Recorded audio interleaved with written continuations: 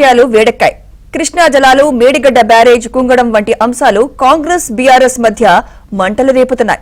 ప్రాజెక్టులను కాంగ్రెస్ ప్రభుత్వం కేఆర్ఎంబీకి అప్పగిస్తోందని బీఆర్ఎస్ ఆరోపిస్తోంది. ఈ క్రమంలోనే నల్గొండ జిల్లాలో శంఖారావం పేరుతో బహిరంగ సభ నిర్వహిస్తోంది. గులాబీ బాస్ కేసీఆర్ దీనికి హాజరయ్యారు. ఇప్పుడు ఆ లైవ్ చూద్దాం. నదిలో ఆంధ్ర తెలంగాణ వాటాను పంచకుండా ఒకవైపు కేంద్రం సహకరించని తీరు, మరోవైపు కాంగ్రెస్ వాళ్ళు వేసినటువంటి కేసులు, వీటన్నింటినీ అధిగమిస్తూ మనం ముందుకు పోయి పాలమూరు రంగారెడ్డిని రాష్ట్ర సొంత నిధులతో మనం దాదాపు పూర్తి చేసుకున్నాం. కొన్ని ప్రవాహ కాలువలు తవ్వుకుంటే ఈ స్థితిలో ఈ రోజు ఆర్కెస్ట్రా సైలెన్స్ ఒక పెనుముప్పును, ఒక ప్రమాదాన్ని తెలంగాణ ప్రజల యొక్క జీవన్మరణ సమస్య అయినటువంటి కృష్ణా నది జలాల మీద ఒక గొడ్డలి పోటు లాంటిది కాంగ్రెస్ పార్టీ నిర్ణయం తీసుకుంది. కాంగ్రెస్ ప్రభుత్వం అదేంటంటే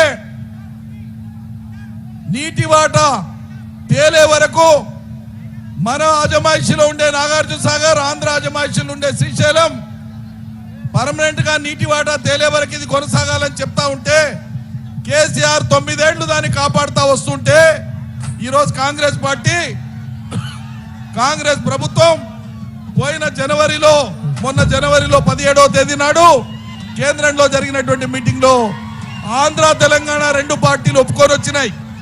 ఏమి ఒప్పుకొని వచ్చినాయి? ఈ కృష్ణా ప్రాజెక్టులను, వాటి కింద ఉండే మొత్తం అవుట్లెట్స్ ని కేఆర్ఎంబీ పరిధికి ఇవ్వడానికి, మన రాష్ట్రం యొక్క హక్కుల్ని వాళ్ళ చేతిలో పెట్టడానికి అంగీకరించి సంతకాలు పెట్టేసి వచ్చినారు. ఇవాళ సంతకాలు పెట్టిందే గాక మేమేం పెట్టలేదు, కేసీఆర్ అంగీకరించిండని చెప్పి వైపు మాట్లాడుతూ మళ్ళీ వాళ్ళ శాసనసభలో ఏ రకంగా మళ్ళీ తీర్మానం పాస్ చేస్తారు. ఒకవేళ కేసీఆర్ అప్పగించి ఉంటే మీరు శాసనసభలో తీర్మానం ఎందుకు చేయవలసి వస్తుంది? కాబట్టి ఈరోజు కాంగ్రెస్ ప్రభుత్వానికి కృష్ణా జలాలే కాదు, వాళ్ళు ఇచ్చిన ఏ హామీలను అమలు చేసే చిత్తశుద్ధి వాళ్ళకి లేదు, ఆ ఉద్దేశం వాళ్ళకి లేదు.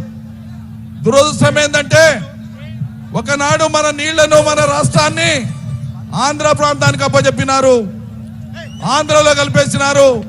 ఇవాళ మనకుండేటువంటి రాష్ట్రం అయినాక కూడా మనకుండేటువంటి కృష్ణా జలాల మీద మనకున్న హక్కును కృష్ణార్పణం చేసి ఆంధ్రకు అప్పచెప్పేటువంటి కుట్రమన్నారు.